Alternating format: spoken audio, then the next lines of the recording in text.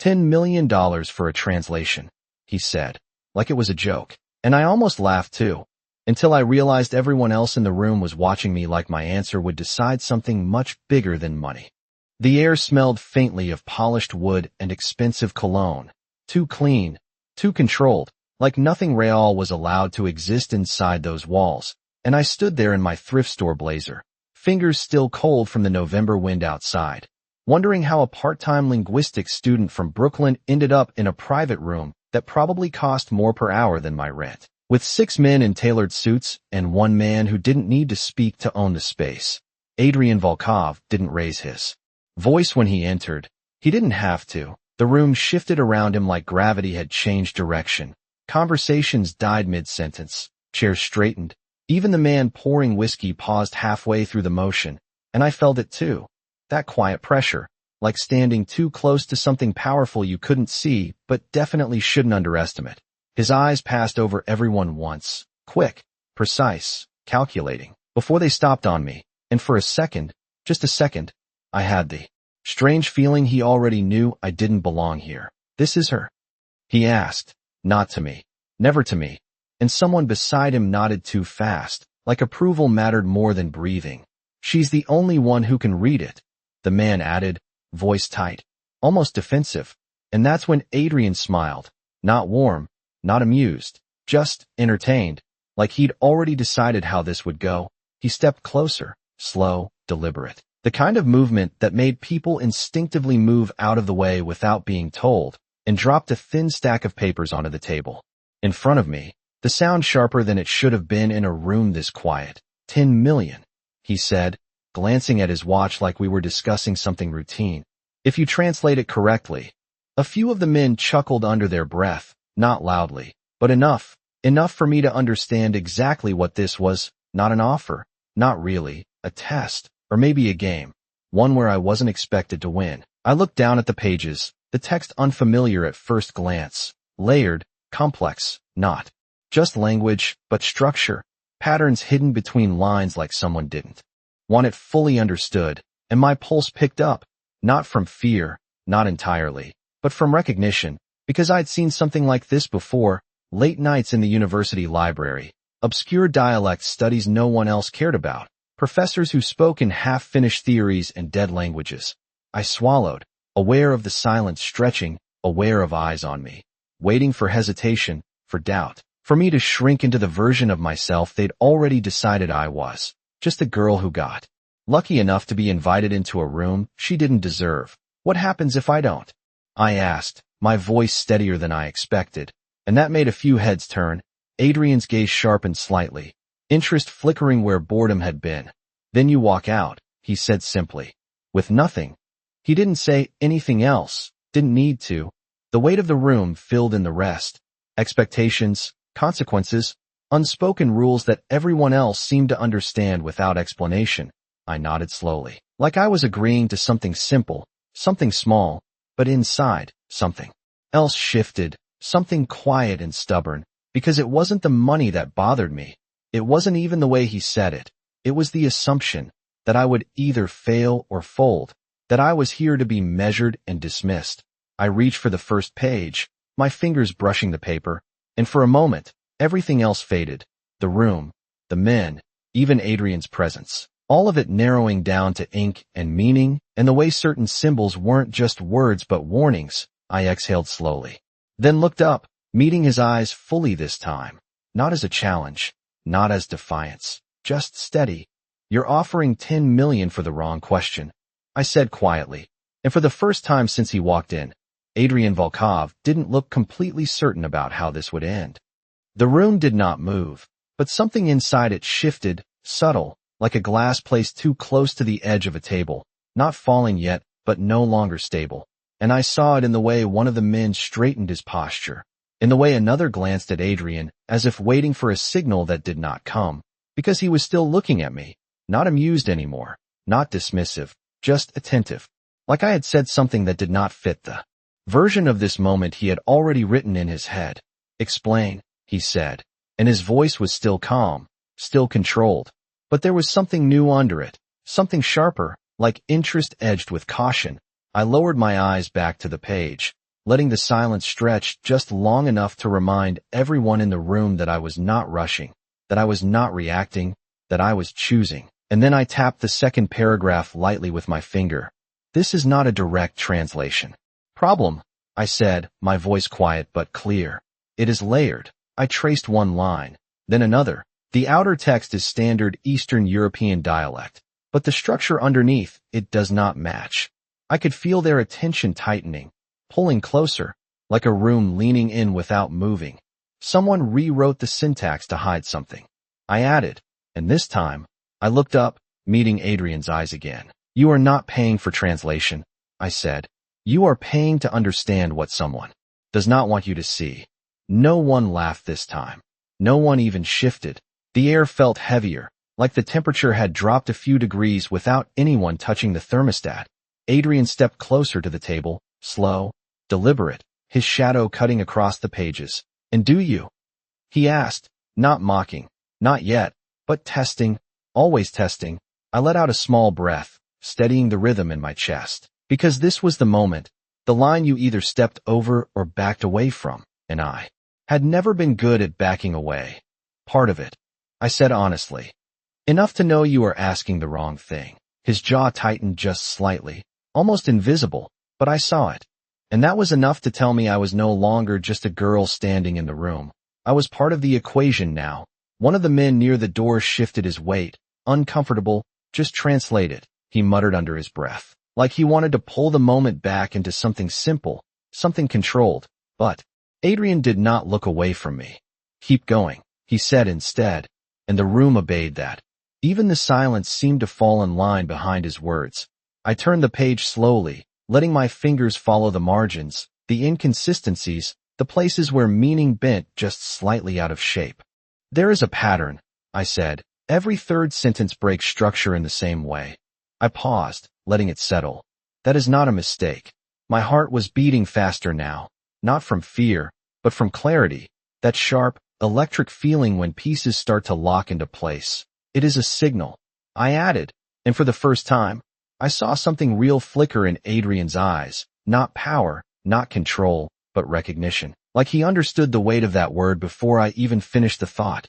I straightened slightly, the paper still in my hand, but my voice steadier now, stronger. If I translate it the way it is written, it will sound correct, I said. But it will be wrong.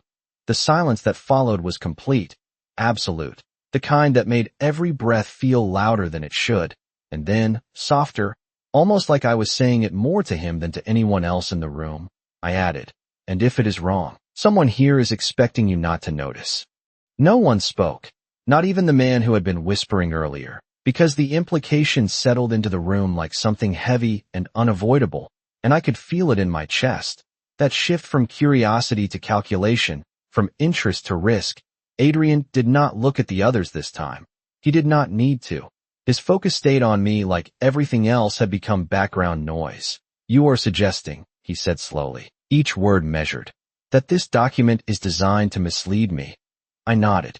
Once, not dramatic, not hesitant, just certain, because now that I saw it, I could not unsee it, not just mislead. I said, my fingers tightening slightly around the edge of the page. Guide you. That word hung there, sharper than anything else I had said, because guiding someone in his position meant control, and control meant vulnerability. And vulnerability was the one thing no one in this room was comfortable acknowledging. I placed the page flat on the table, smoothing it out as if that small action could organize the tension that had started to fracture the air. If you follow the surface meaning, I continued, tracing one line lightly. It leads to a meeting point, a time, a sequence that all looks consistent. I shifted my finger to the hidden breaks, the irregular structure I had noticed before, but if you read the pattern underneath, it changes. I looked up again, meeting his gaze without flinching.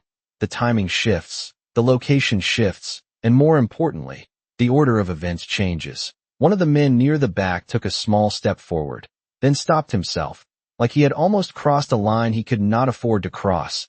Adrian's expression did not change much, but there was a stillness to him now, a deeper kind of quiet, like he was listening beyond what was being said. Show me, he said, and this time it was not a command meant to test me.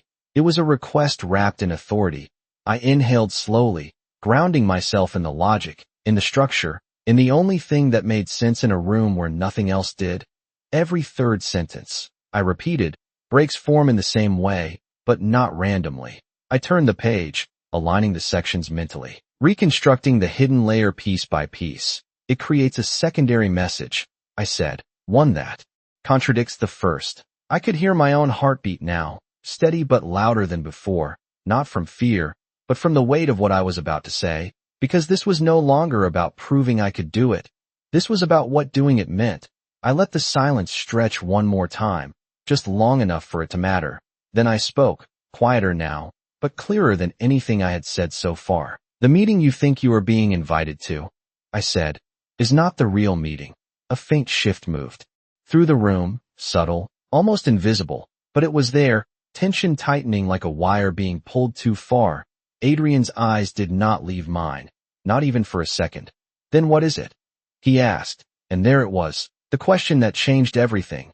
Not whether I could translate, not whether I was right, but what it meant if I was. I exhaled slowly, feeling the weight of every gaze in the room pressing down, and for the first time, I understood that whatever I said next would not just stay in this room. It would move. It would ripple outward into decisions, into consequences I could not see yet. It is a filter, I said finally, a way to see who follows instructions without questioning them. I let that settle, then added, softer, more deliberate. And whoever wrote this already knows exactly who they expect you to be. That sentence did not just land. It settled, deep and heavy, like something no one in the room wanted to pick up but could not ignore. And for the first time since I walked in, the silence felt different, not controlled, not orchestrated, but uncertain, like a script that had slipped out of someone's hands.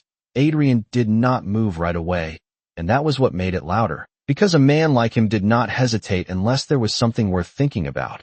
And I could see it now, not on his face, not clearly, but in the way his gaze sharpened just a fraction more, like he was no longer just observing me. He was recalculating everything around me. A filter, he repeated, quieter this time, as if testing the weight of the word for himself. I nodded slightly, my throat dry but my voice steady, because once you said something like that, there was no stepping back into safety. If you follow the surface instructions, I said, you prove you can be directed. I paused, letting that sink in before I continued. But if you question them, you become unpredictable. One of the men near the table shifted again, this time not subtle, his fingers tapping once against the glass in front of him before going still, like he had caught himself revealing too much. And that was when I saw it, not in Adrian, but in the room itself, small cracks forming in the perfect composure everyone had been holding. Because this was no longer just about translation, it was about trust, and trust was something far more fragile than any document. Adrian's hand moved then, not fast, not aggressive, just deliberate, as he picked up the top page again, his eyes scanning it with a different kind of focus now, not looking for meaning, but looking for intent. And what does it say? He asked, without looking up. When you read it your way.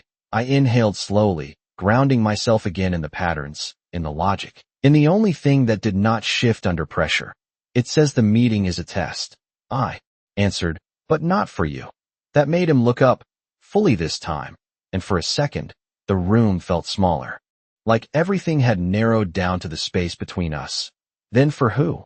He asked, and there it was again, that question, but sharper now, more dangerous, because this time, it carried weight. I swallowed once, aware that every word from here forward mattered more than anything I had said before, for the people around you. I said quietly, my eyes flicking, just briefly, not enough to accuse, but enough to acknowledge. It reveals who follows blindly, and who thinks. The reaction was immediate, not loud, not chaotic, but present, a tightening, a stillness, a few exchanged glances that were gone as quickly as they appeared, like shadows moving when you were not supposed to notice them. Adrian did not look away from me, not even as the room shifted behind him, and that told me everything I needed to know about him, about how he processed things, about how he chose where to focus. And the real message, he said, his voice lower now, more controlled, the one underneath. I exhaled slowly, feeling the weight of it settle fully into my chest now, because this was the part you could not take back, the part that changed things whether you wanted it to or not. The real message, I said, is not about where to go. I let the words come carefully, evenly, each one placed exactly where it needed to be. It is about when not to trust what you are told. The silence that followed was absolute, complete, the kind that did not just fill a room, but defined it. And in that silence, Adrian Volkov finally leaned back slightly, not retreating, not conceding, but adjusting, like a man who had just realized the game he was playing was not the one he thought it was. And when he spoke again, there was no trace of laughter left in his voice. "Finish it," he said, "not as it is written." His eyes held mine, steady, unwavering, as it is meant. I did not move right away, not because I was unsure, but because I understood exactly what he was asking now, and more importantly, what it would cost me to answer it. The paper in front of me was no longer just ink and structure. It was a line, one that separated being invisible from being remembered, and once you crossed it, there was no stepping back. Into anonymity, my fingers rested lightly against the edge of the document, grounding myself in something physical, something real, while the rest of the room felt like it had tilted slightly off balance, as it is meant. I repeated quietly, more to myself than to him, letting the words settle into place, because meaning was never just about language, it was about intention, about who wrote it and why. I drew in a slow breath, then shifted the pages, aligning them in a way that made sense not to the eye, but to the pattern beneath. The hidden structure is not random, I said, my voice steady, controlled. It follows a sequence of emphasis, not grammar. I traced the breaks again, each one now part of a larger system in my mind. Every disruption marks a point of truth, I added, not the kind that is spoken, the kind that is avoided. Adrian did not interrupt, did not rush me, and that silence gave me space to think, to connect, to finish what I had started. If I read only those points, I continued, ignoring everything else, the message changes completely. I paused, just briefly, feeling the weight of the room press in closer. It is not giving instructions, I said. It is identifying risk. One of the men near the far wall shifted his stance again, more noticeable this time, and I did not look at him. I did not need to, because the reaction itself was already part of the answer. Adrian's gaze remained fixed, unwavering, but there was something else there now. Something deeper than interest, something closer to recognition. "Go on," he said quietly, and this time, there was no performance in it, no test, just focus. I nodded slightly. "Then let the final layer fall into place. The real message," I said, choosing each word carefully, "is a warning disguised as guidance." I tapped the page once, soft but deliberate. "It says the original plan has already been seen." I lifted my eyes to his, holding them there, steady, unflinching, and that anyone who follows it will be predictable. The silence that followed was not empty. It was charged, like something unseen had just moved through the room and left everything slightly altered behind it. I could feel it in my chest, in the way my breath slowed, in the way my mind sharpened. Instead of panicking, because clarity had replaced uncertainty, and clarity was something I trusted, Adrian exhaled slowly, almost imperceptibly, then glanced down at the document again, but not to read it, not anymore, to reconsider it, to reevaluate everything it represented. "And the alternative?" he asked, still calm, still controlled, but no longer distant. I let out a small breath, because this was the part that mattered most, the part that turned information into action. "The alternative is not written," I said. "That is the point."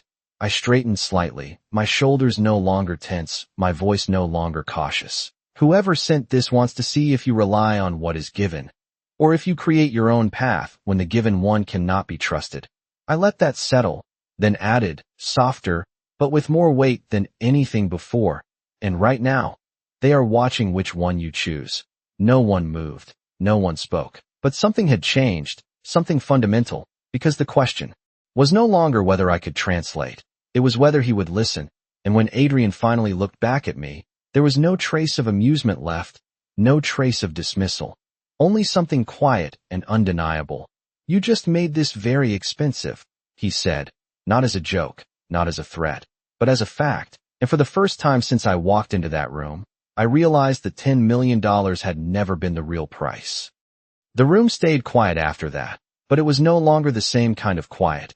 It was heavier, more aware, like every person inside it had just realized they were part of something they could not fully control, and I felt it too, not as fear, but as clarity, the kind that sharpens everything around you until even the smallest movement matters. Adrian did not look at the others, not yet. His attention remained on me like I had become the only variable he had not accounted for, and for a moment, neither of us spoke, because words now carried weight they did not have before. "You said they are watching," he finally said, his voice lower, steadier, not questioning the idea, but examining it. "From where?" I let out a slow breath, not because I did not know, but because I understood what answering that meant. It was no longer about decoding text. It was about interpreting intent, and intent was always harder to prove. "Not physically," I said, choosing my words carefully. "Not in the way you are thinking." I tapped the document lightly. "This is the observation," I added. "The reaction to it is the result." I could see the shift in his eyes, subtle but unmistakable, the moment where the idea connected, where he stopped looking for something external and started considering something internal. The people in this room, the decisions already made, the assumptions already trusted. "So the moment I act," he said slowly, "I answer them." I nodded once, because that was exactly it, and saying it out loud made it real in a way that could not be undone. "Yes," I said, "and not just them." I added, softer now, "Everyone here answers too." The air tightened again, not dramatically, but enough. Enough for the weight of that statement to settle into every corner of the room. I did not look around. I did not need to, because tension has a sound, a rhythm, a presence you can feel without seeing. Adrian finally moved then, not away from me, but slightly to the side, just enough to shift his angle, to change what he could see, what he could observe, and for the first time since I started speaking, his attention flickered outward, not fully, not obviously, but enough to acknowledge that the room itself had become part of the equation. "If the plan is compromised," he said, more to himself than to me, "then the only value left is in how it is changed." I watched him carefully, because this was the moment where everything I had said either mattered or disappeared, the moment where he chose whether to remain predictable or become something else. And something in me, something quiet but certain, already knew which direction he would take. "Then you do not follow it," I said, my voice steady, not pushing, not insisting, just placing the truth where it needed to be. "You redefine it." His eyes returned to mine, sharper. Now, clearer, like a decision had already begun forming behind them. "And if I do," he asked, "what does that make you?" I did not answer right away, not because I was unsure, but because the question itself carried more meaning than the answer. It was no longer about translation, no longer about the document. It was about position, about where I stood in something much larger than I had planned to step into. I exhaled slowly, then met his gaze fully, without hesitation. "It makes me the one person in this room," I said quietly, "who told you the truth before it was too late." The silence that followed was not tense this time, not fragile. It was defined, like something had finally settled into place. And Adrian Volkov held my gaze for a long second before speaking again, his voice calm, but carrying a weight that felt final. "Then you are not leaving yet," he said, and I realized in that moment that the most dangerous thing I had done was not reading the document. It was making him listen. I did not react immediately, not because I was surprised, but because I understood exactly what those words meant in a room like this. "You are not leaving yet" was not a request, not even a negotiation. It was a shift in position, a line quietly redrawn without anyone announcing it, and I felt it settle over me like a weight I could not ignore. The door behind me suddenly felt farther away than it had a few seconds ago, not physically, but in every other way that mattered. I kept my posture steady, my hands still resting near the document, because movement now would say more than words ever could. "That was not part of the offer," I said, my voice calm, not defiant, not submissive, just clear. Adrian's expression did not change, but there was something in his eyes now, something that had replaced curiosity with something far more deliberate. "The offer changed," he replied simply, like it always had the ability to, like the number he had mentioned earlier was never the fixed point in this situation. I let out a slow breath, feeling the edge of the moment sharpen, because this was no longer about information. It was about control again, but different this time. Not his alone, not entirely. You said 10 million for a translation. I continued, meeting his gaze without hesitation. I gave you more than that. A faint shift moved through the room, subtle, but noticeable, like the balance had tilted just slightly in a way no one was comfortable acknowledging. Adrian studied me for a long second, not interrupting, not dismissing, just assessing. You gave me perspective, he said, his tone even, measured. And perspective is not something I let walk out of the room when it proves valuable. I tilted my head slightly, considering that, not as a threat, but as a statement, because in his world, value dictated everything, even people, especially people. Then you should be careful how you define value, I said quietly, because the moment it feels like ownership, it stops being useful. The words landed softer than anything I had said before, but heavier, because they were not about the document, not about the situation. They were about him, about how he chose to operate, about the line between control and consequence. And for a brief second, something flickered across his face, not anger, not irritation, but recognition, like he understood the warning hidden inside the sentence. The room stayed still, no one stepping in, no one interrupting, because this was no longer their conversation. It had narrowed, focused, become something more precise than anything that had happened before. Adrian exhaled slowly, then glanced down at the papers again, not to read them, not anymore, but as if confirming that the situation had already moved beyond them. You think I am trying to keep you, he said, his voice lower now, not defensive, but intentional. I shook my head once. No, I replied. I think you are deciding whether I stay because I matter, or because you do not want to lose control of what just happened.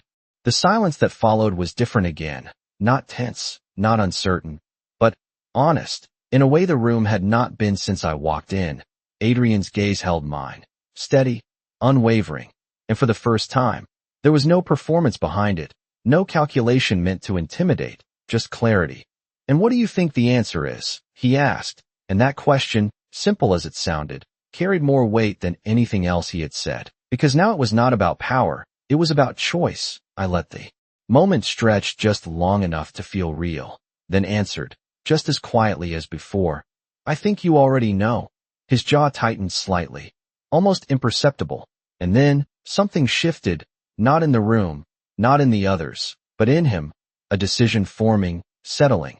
And when he finally spoke again, his voice carried none of the earlier amusement, none of the testing tone, only something quiet and final. Then stay, he said, not as an order, not entirely, but as something closer to a conclusion. And I realized in that moment that this was no longer about being asked to translate a document. It was about being pulled into something I could not easily step out of. And the most dangerous part was not that he had the power to make me stay. It was that a part of me was already deciding not to leave. For a moment, no one moved, and that stillness felt louder than anything that had happened so far, because it was no longer forced, no longer controlled. It was chosen, and I could feel the difference in the way the air settled around us. Heavier, but clearer, like something unspoken had finally been acknowledged. I did not answer him right away, not because I needed time, but because I wanted to understand what staying actually meant now. It was no longer about being kept in a room or asked to do a job.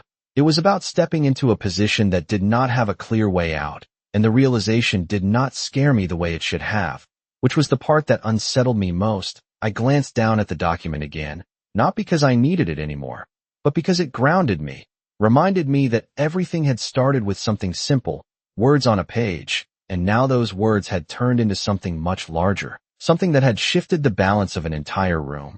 If I stay, I said slowly, lifting my eyes back to Adrian, then I am not just someone who reads what is written.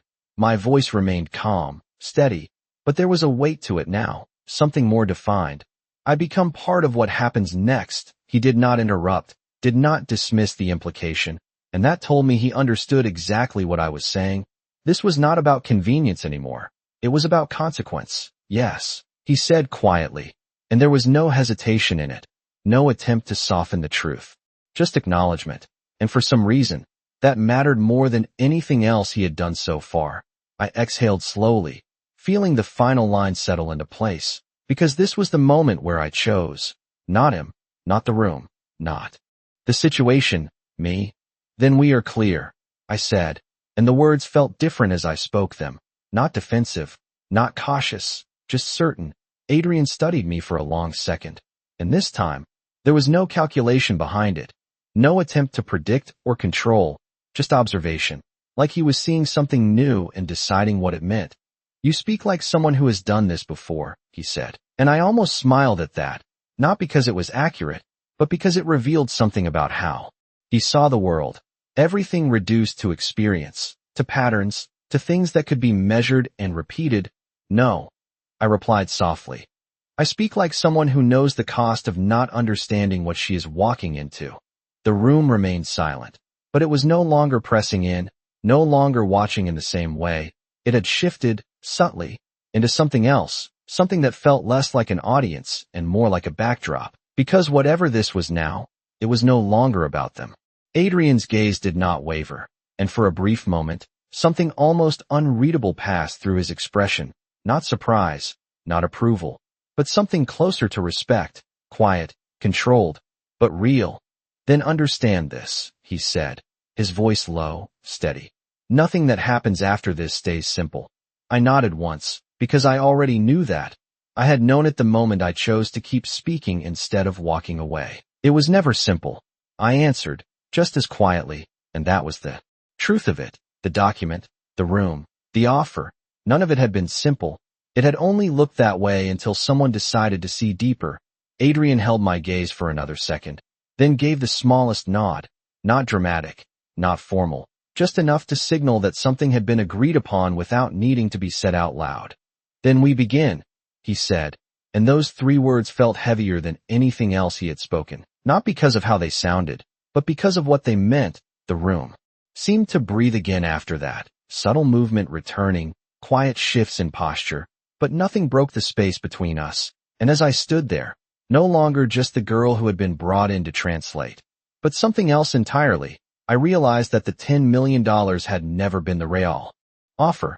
The real offer had been this moment, the choice to step forward instead of stepping back, and the quiet understanding that from here on, every word I spoke would change something. The word begin did not feel like a starting point.